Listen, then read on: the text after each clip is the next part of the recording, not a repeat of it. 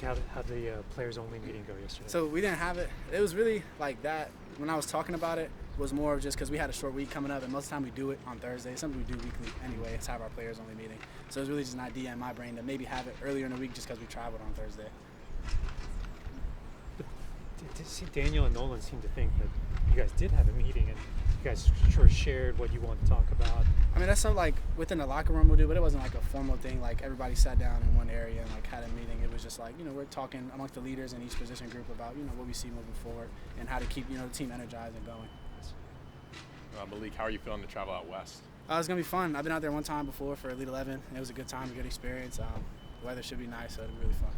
And with that long travel, the time change, I mean, teams that have, since the Big Ten's expanded, teams going from the West Coast to the East Coast and then East Coast to the West are 8-20 on the road. So how do you, manage that long travel, the time change, all that? Yeah, we just, bank our sleep early. So Coach did a great job of getting us in early today so that we can, get to bed early tonight and kind of catch up on some extra sleep so that when we get over there and the time change happens, we kind of got some sleep already banked.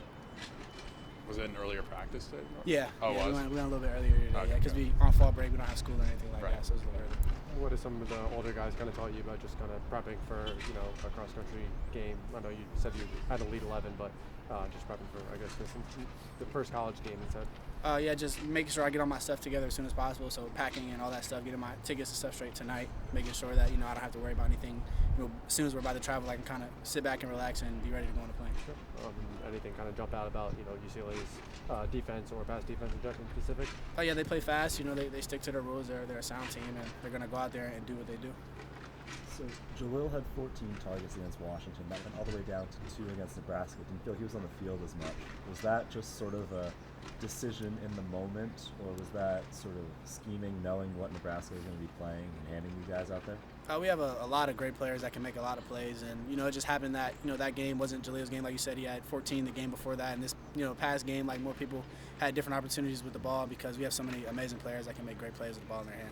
It was Caleb Webb who got a lot of those extra snaps. Can you talk to what he has meant to this team as that wide receiver before coming in, getting some big plays? Yeah, he's done an amazing job. Whenever we ask him, to make a play, he's always there to make it. It doesn't matter how many snaps he's got in the game. Like, he'll go out there and make the play that we ask him. He knows what he's doing, and he plays really hard with a lot of effort. Malik, you talked about, running more. We saw that last week. Is that something you want to continue to build upon? Yeah, most definitely. I think it just adds another aspect to our offense that teams will have to account for. And just with the offense overall, where are you kind of looking to see the most improvement? Really just playing cleanly. I think that's something we've done, each game kind of getting better and better at it. Just continue to play clean and take care of the ball and, run the ball well and things like that that'll help us in the long run. Malik, is this the first time you've ever had back-to-back losses in your career? Yeah, since youth. Yeah. So with that in mind then, like how do you try to prevent frustration from sort of seeping in? We just stick to what we know, right? Like we put in a lot of work, and sometimes the cards don't go your way. That's just a part of the game and how it goes. Of course, there's each play where you can find something to nitpick and improve on, but at the end of the day, sometimes you feel like you may deserve something, but you don't get it in that moment, and it just prepares you for later on down the line. Is there a sense that this game is important, not only just to get off losing streak, but maybe just overall welfare and health of the program? Yeah, I think every game is just like that. You know what I mean? Nobody's upset. I mean, nobody's happy after a loss, right? Like, and everybody's upset after. Everybody's upset after a loss. But like, just moving forward, we just want to look ahead and keep going to the next game. And then, getting the opportunity to play at the Rose Bowl, I mean, one of the most historic stadiums in the country. Like, how do you balance, the allure of that when, obviously every game's, game's a game, but how do you balance that with, with trying to stay focused on task at hand? We do a thing when we first get to a place, we'll walk around the stadium, so I think that'll be my moment to kind of take it in and, see the sights and all that stuff, and then after that, it's just like playing on the concrete, like we're just out there playing football. All right, questions for Daniel? Daniel, can I ask, Malik had talked about a players meeting on Saturday. How did the players meeting go? The players meeting went well. We went over things that we already talked about as a team, just finishing the fourth quarter, giving it our all, having guys, step up from younger guys, stepping into bigger roles, just having guys being able to be ready for that opportunity when it's called.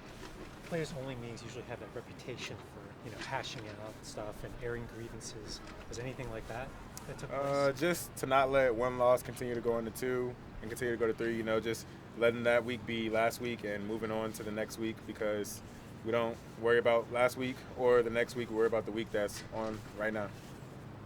When you guys replayed the Nebraska tape, what kind of jumped out to you about the defense or the front seven? Just not making plays, not playing to our standard.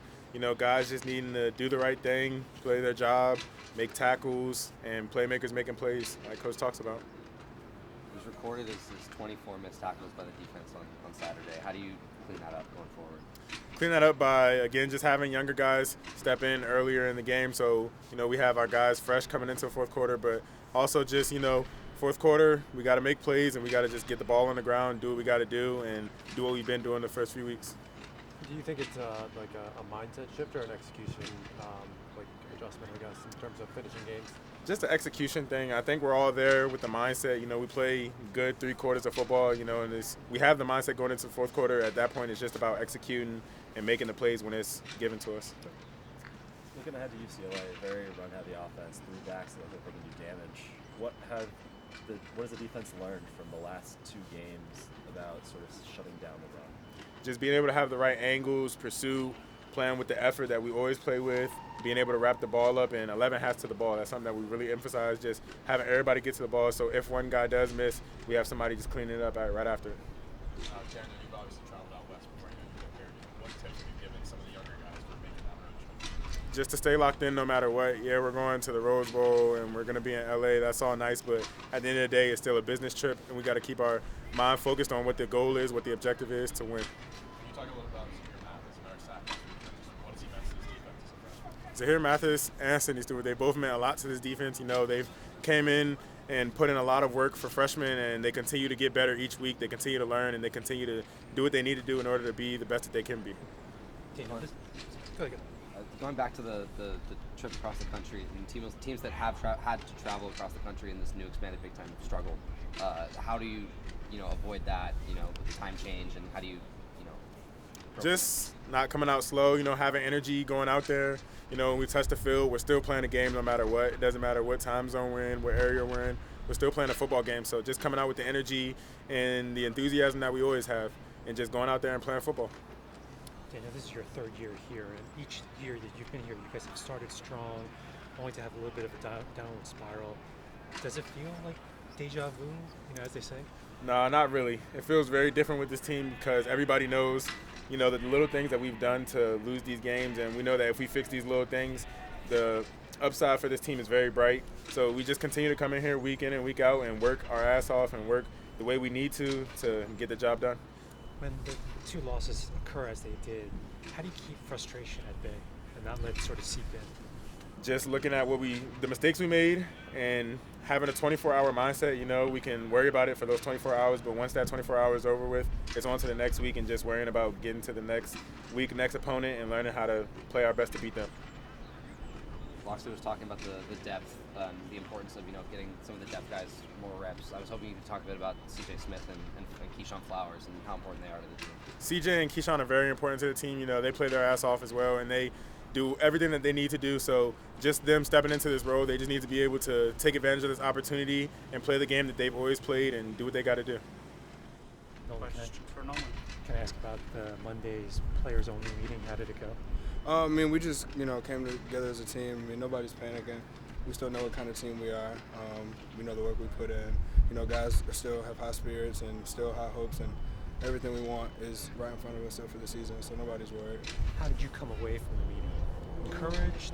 Maybe a little frustrated? Anything like that? It's always frustrating to lose a game, that you feel like you should have won, but, it's in the past now. All we can focus on is this week, focusing on UCLA, just taking it one day at a time with practice. I know there's, obviously you're one of, several guys that returned from last year, but I guess in a setting like that, who do you feel like kind of leads, just the team? I say everybody. A lot of the veteran guys, I wouldn't say it's just one guy who has to bring everybody along, and I think that's why we're such a good team. We got guys in different position groups on offense and defense, special teams that can bring guys along and, kind of put a good example out there. What's the structure of a meeting like that look like? Is it the leadership group kind of talking and then responding, or how does a meeting like that go? We have a leadership group, but everybody's a part of the team. It's not just the leadership group kind of lecturing guys and saying what needs to happen. Everybody chimes in. Anybody who wants to talk when we have meetings says what they need to say, and everybody listens to everybody because we all respect each other. Did you say anything? We all kind of, as a team, guys had their conversations, maybe not all as, a whole team, but maybe position groups or something like that. We've had a lot of meetings from yesterday to practice today. So, yeah. What did you kind of feel went right for you against Nebraska? Obviously, probably your best performance of the season. Just what were you seeing out there? I mean, definitely was seeing the holes well. My O-line did a great job blocking, and I just think we were flowing as an offense. Obviously, we didn't do what we wanted to do, especially in the fourth quarter, to kind of put us in a position to win the game. But, I mean, it's all focused on UCLA now. Was the pass catching from the backs a point of emphasis in the play calling and practice? It seemed like there was a lot more of you and DeJuan getting the ball in your hands from the league. It definitely was. We talked about it last week, kind of just making sure we're available on the checkdowns, and we were trying to do that to kind of help Malik a little bit and just help the offense move forward, and I think we did a better job of that last week. What have your biggest points of emphasis been as far as what you've been working on this year? With the Nebraska game being your best game yet. Really just taking it one day at a time. I mean, just kind of coming out here and putting it in guys' hands and just making sure I give the best performance I can every day, practicing hard, leaving it out, making sure I'm exhausted after practice, because if I'm not, then I didn't do enough. So. No, is there a sense of pressure in the team to kind of try to break this spell and get back on the winning side of things?